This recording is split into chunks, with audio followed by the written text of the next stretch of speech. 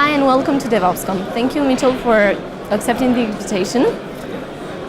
So I've heard that there is a huge shift to the cloud. There has been in the past few years. So what's your take on that? Why is everybody rushing to the cloud?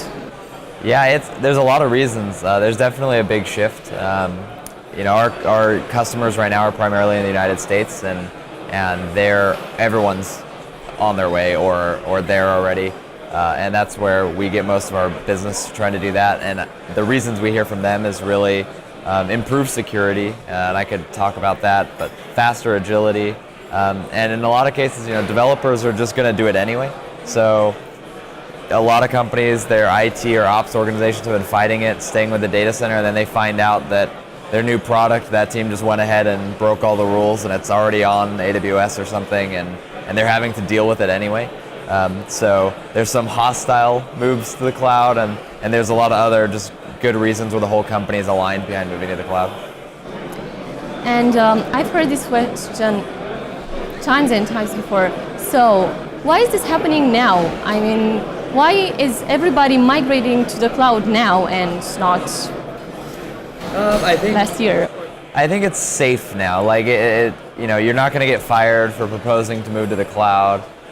There's a lot of case studies to show how other companies have done it. So companies are feeling safe in knowing how they could get there. And plus, there's a lot more companies now that have been around long enough where they feel safe, hiring those companies to help them do it, whether it's consultants or vendors or whoever it is. There's a lot of resources to get you there, and there's just a lot of market pressure. I mean, if your competitor moved to the cloud and their business is doing really well, it might not be related at all, but even so, your boss is going to be like, they're doing better and they're in the cloud, so maybe that's why. And so there's just a lot of pressure and a lot of support to do it. But this often backfires. Are there some battle scars or lessons that we should not apply? I think the biggest lesson is, the only time I really see it fail big is when a company tries to move to the cloud without changing any, like they're trying to just forklift the physical stuff like straight into the cloud, and it doesn't really work for a lot of reasons. And the most major one is clouds are a lot less reliable, so your software sort of has to deal with the fact that servers are going to disappear much more frequently. The network's going to be a lot more sporadic and fluctuate a lot more. And so you have to think about those things, and if a company just tries to take everything they have in their data center and move it over, they're going to get worse reliability and all sorts of stuff, and they'll blame the cloud when really it's a different place to be. So you have to think about things a little bit differently. And could you maybe offer an example of a company that migrated its services to the cloud and was successful about it? I'm not sure what companies I have permission to talk about, but I think I could talk in general about like an industry or something. We work with a lot of banks, and I think that's been surprising to see banks move to the cloud. They have a lot of, in the US there's a lot of regulation, there's a lot of security concerns, there's a lot of weird technology that banks have, and they've been moving to the cloud very successfully. It takes them years to get there completely, but they don't do it in one big shot. They'll move this small team and then this small team and this small team. So over a few years, it just grows and grows and grows until suddenly all their traffic is in the cloud. And later today, you'll be talking about the reinvention of core data center technologies. Am I right? I'm giving 2 talks later today. So yes, one of them is looking at the what I call the modern data center, which is the cloud effectively today. So looking at the cloud and talking about these things, or what's different, what are the different properties of the cloud, and why does that matter, and why does that why does that motivate which software we choose, and why can't we just take all the VMware technologies and move them to the cloud? It doesn't really work. You can take some of them, but not all of them, and why? Why is that the case? So I'm going to be talking about that in the keynote, and then I'll be giving a much more technical, deep dive sort of talk on Vault, our security tool, right after that. 2 totally different topics. Oh yeah. And what's your take on secrets management? Because you were talking about your session. Yeah, secrets management has been really exciting for us. It's something that we didn't realize until we built Vault, was so much worse than we thought. A lot of companies don't think about it as nearly as much as we thought they did. The existing solutions were much worse than we thought they were. And the biggest thing actually with secrets management are these people moving to the cloud. So a lot of people, I think that the technology and secrets management actually lagged behind because people were comfortable with their physical HSM vendors in their data center, and no one really tried to disrupt that in any sort of way. But as you move to the cloud, you can't take that appliance with you anymore. And so suddenly, like you said, every company's moving to the cloud. Now every company is looking for the replacement for their on-premise security software. And we kind of got lucky in a lot of ways of being there. We built it for ourselves initially, and then we looked around and realized that a ton of other companies wanted this as well. And many companies are probably trying to disrupt, right? But things sometimes go wrong. So what are the challenges of this area?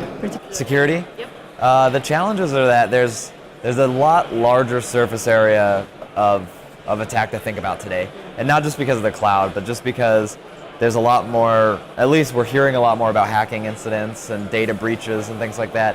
And so a relatively new thing, at least in the United States, for example, is that people no longer trust their own data centers. So before you would see the network that came in and out of your physical data center, and you would firewall that, but everything inside you kind of just let flow around unauthenticated or limited authentication and security.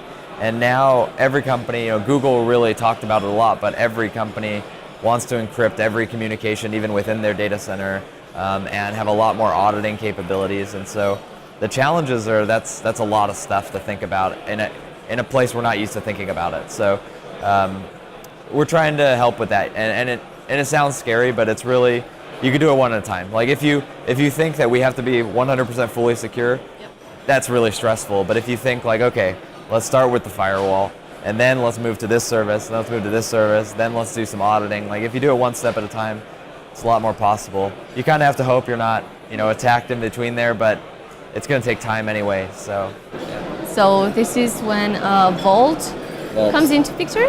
Yes, that's what Vault. That's what we built it to do, and Vault's being used by quite a lot of companies in the U.S.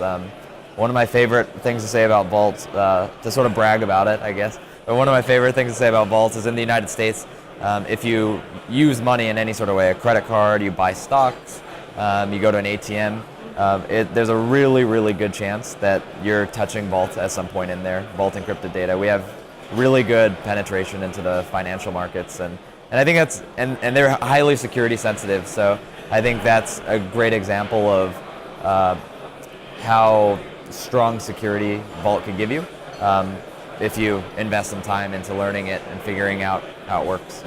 And you just released Vault 0.6? Yes. And what are the features or focus or, Yeah, a new version of Vault came out yesterday.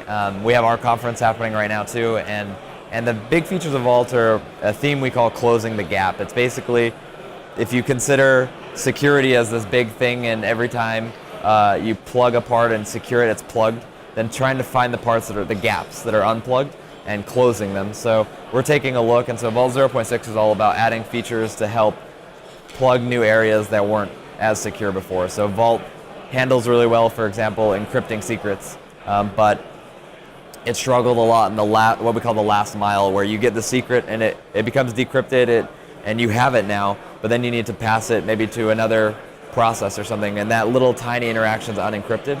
It's like, how do we make that encrypted? So there's a new feature in Vault to help you encrypt that as well, without the other side having to integrate with Vault that heavily. So one thing could talk to Vault and know how it works. The other thing only needs to know a little bit in order to decrypt that thing. But that's the major theme overall of all the features, is more security in more places. Congrats for the new release. And is there anything else that you'd like to say before your keynote and session? No, other than the fact that I'm excited to be here, and I haven't been to Germany to talk about DevOps in a while, so I'm excited to see what the vibe is. I just got here, so I'm going to go talk to people and see what's going on.